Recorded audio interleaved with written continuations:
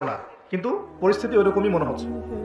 তবে এতটুকু জেনে রাখেন, হাদিসের মধ্যে মালহামা নামে একটা শব্দ আছে। কি শব্দ? নবীজি বলেছেন ইউফ্রেটিস নদী মানে ফোরাত নদী। ইউফ্রেটিস কোন নদী? এই ফোরাত নদী অচিরেই তার ভূগর্ভস্থ সোনার পাহাড় বের করে দিবে। ফোরাত নদী অচিরেই তার সোনার পাহাড় বের করে দিবে এবং ওই সোনাকে নিয়ে মারামারি করতে আসবে যে মানুষগুলো, তাদের মধ্যে প্রত্যেক 100 জনের মধ্যে 99 জন মানুষ মারা যাবে। আর ওই একজন ব্যক্তি যে বেঁচে থাকবে সে ধারণা করবে আমি সেই ব্যক্তি যে সোনাটা পাবো।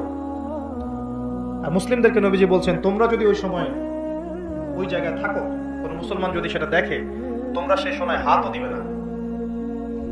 আরেকটা হাদিস এসেছে যে অচিরেই রোমকরা, পশ্চিমারা আরবদের সাথে চুক্তি ভঙ্গ করবে এবং 80টা পতাকা নিয়ে তাদের বিরুদ্ধে যুদ্ধে নেমে যাবে। কয়টা পতাকা?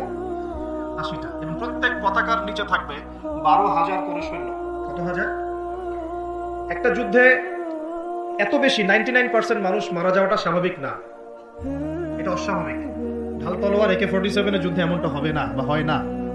হয়তো এমন কোন অস্ত্র সেখানে প্রয়োগ করা হতে পারে, এটা আমাদের ধারণা, আল্লাহ ভালো জানেন, যেই অস্ত্রগুলো দিয়ে অল্প সময়ে বেশি বেশি মানুষ মেরে ফেলা সম্ভব। ঠিক যেমন এখনকার নিউক্লিয়ার ওয়েপন্স বা থার্মোনিউক্লিয়ার ওয়েপন্স হতে পারে, আল্লাহ ভালো জানেন। তো বিশ্ববাসী এরকম একটা মালহামা দেখার অপেক্ষায় আছে। এই মালহামার পরে আসবেন ইমামুল মাহদী। ইমামুল মাহদীর পরে আসবে ঈসা ইবনে মারিয়াম। ঈসা ইবনে মারিয়ামের পরে আসছে ইসলামিক খেলাফত। ওই খেলাফত থেকে খলিফা, এই শব্দটা নিয়ে কথা বলছি। আমি আবু বকর সিদ্দিকে ছিলাম রাদিয়াল্লাহু আনহু। ফেরেশতারা বলছেন, আপনি কি এমন কাউকে পৃথিবীতে পাঠাতে চান গিয়ে রক্তপাত ঘটাবে অথবা ফাসাদ সৃষ্টি করবে? যেটা বললাম, এখনকার বিশ্বে দুটোই আমাদের কাজ। তো আল্লাহ পাক বলছেন, ইন্নী আ'লামু মা লা তা'লামুন, ইন্নী আ'লামু মা লা তা'লামুন, দেখো আমি যা জানি তোমরা সেটা জানো না।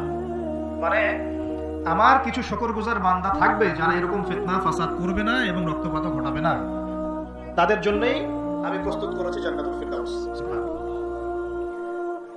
তো এখন ফেরেশতাদের মতামত আপনারা শুনলেন, আল্লাহ পাকের কথাও শুনলেন। এখন আল্লাহ রাব্বুল আলামিন তার খলিফা হিসেবে সৃষ্টি করলেন তার নিজ হাতে আদম আলাইহিস সালামকে। সুবহানাল্লাহ। প্রথম মানবকে, তিনি নবীও হলেন, তিনি প্রথম মানব এবং তিনি খলিফা। এখন আদম আলাইহিস সালামকে তার স্ত্রী সহ জান্নাতে থাকতে দেওয়া হলো। এই ঘটনা আপনারা জানেন। ইবলিস এসে প্ররোচিত করলো। তার আগে ইবলিসকে বলা হয়েছিল সেজদা করো, সবাই সেজদা করলো, ইবলিস করলো না। মনে আছে? এটা তো আপনারা জানেন। ওইদিকে আমি আর সময় নষ্ট করছি না। ইবলিস সেজদা না করে কাফের হয়ে গেল। আর আদম আলাইহিস সালাম এবং হাওয়া আলাইহিস সালামকে জান্নাতে থাকতে দেওয়া হলো। বলা হলো যে এখানে থাকো, কিন্তু ওয়ালা তাকরাবা হাদিহিশ শাজারা, এই গাছের কাছেও যাবে না। ইবলিস ফুসলিয়ে ফাসলিয়ে তাদেরকে গাছের কাছে নিয়ে গেল, যেভাবে আমাদেরকে ফুসলিয়ে পাপের দিকে নিয়ে আসে, ঠিক এভাবেই। ঠিক আছে? এখন আমাদের পিতামাতা একটা ভুল করে ফেললেন। মানুষ মাত্র কি হবে? আমাদের পিতামাতা ভুল করে ফেললেন। এটাই তো হাদিসের ব্যাখ্যা, কুল্লু বনি আদম খাতা। প্রত্যেকটা বনু আদমেরই কি আছে? ভুল আছে। খায়রুল খাত্তাইন আত-তাওয়াবিন, যারা তওবা করে তারা হচ্ছে উত্তম ভুলকারী। তো আমাদের পিতা কিন্তু ভুলের উপর অটল থাকলেন না। ইবলিস যেমন তার মতে অটল থাকলো যে আমি সিজদা করি নাই, তো কি হয়েছে? খালাকতানি মিন নার ওয়া খালাকতাহু মিন তিন, আমাকে সৃষ্টি করেছেন আপনি আগুন দিয়ে, ওকে সৃষ্টি করেছেন মাটি দিয়ে। এটা ইবলিসের চরিত্র। যে ভুলের উপর অটল থাকে, সংশোধন করে না, সেই ইবলিসের অনুসারী। কথা বুঝতে পারছেন? ইবলিস কি এখানে সঠিক ছিল? নাউজুবিল্লাহ, কখনোই না।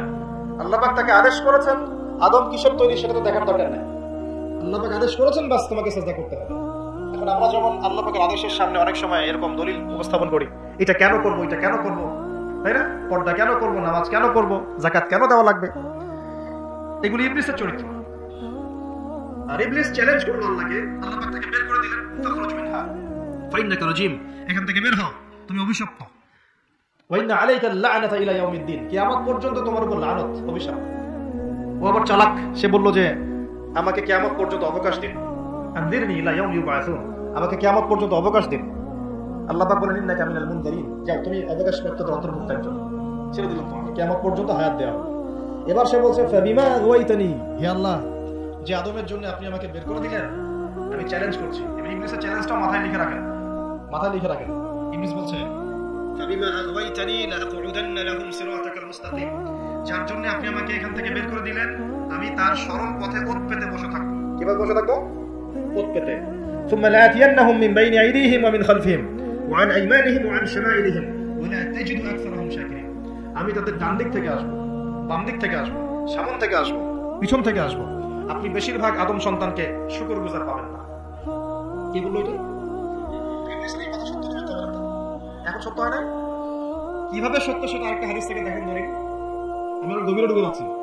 কিয়ামতের মাঠে আদম আলাইহিস সালাম, এই আদম আলাইহিস সালামই যখন উঠবেন, আদম আলাইহিস সালামকে আল্লাহ পাক ডেকে বলবেন, তোমার সন্তানদের মধ্য থেকে জাহান্নামী জান্নাতি আলাদা করে দাও তো তুমি। তো আদম আলাইহিস সালাম বলবেন, ইয়া আল্লাহ, কতজন জান্নাতি, কতজন জাহান্নামী? আল্লাহ পাক বলবেন, প্রত্যেক হাজারে 999 জনকে জাহান্নামের জন্য আলাদা করে দাও। এই হাদিসটা শোনার পরে সাহাবায়ে কেরাম রাদিয়াল্লাহু আনহুম খুব বিচলিত হয়ে পড়লেন। তখন নবী সাল্লাল্লাহু আলাইহি ওয়াসাল্লাম আশ্বস্ত করলেন যে ওই যে 1% জান্নাতি দেখা যাচ্ছে, এগুলো উম্মতে মুহাম্মাদের মধ্যেই বেশি হবে ইনশাআল্লাহ।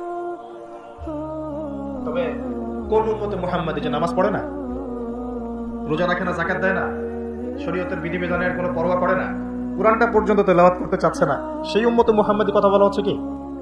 নাকি যারা নিজেদের জান, মাল, সময়, শ্রম সবকিছু ঢেলে দিয়ে দিনের জন্য নিজেকে নিবেদিত প্রাণ করে, কাদের কথা বলা হচ্ছে? এটা আপনারা নিজেরাই বোঝেন, এটা তো আমার বোঝানোর দরকার নেই। এখন বুঝেন তাহলে পার্সেন্টেজটা কত হবে। তো ইবলিসের কথা তাহলে সত্য হলো। ইবলিস কি বললো? ওয়ালা তাজিদু আকসারাহুম শাকিরিন, বেশিরভাগকে আপনি শুকরগুজার পাবেন না। আল্লাহ পাক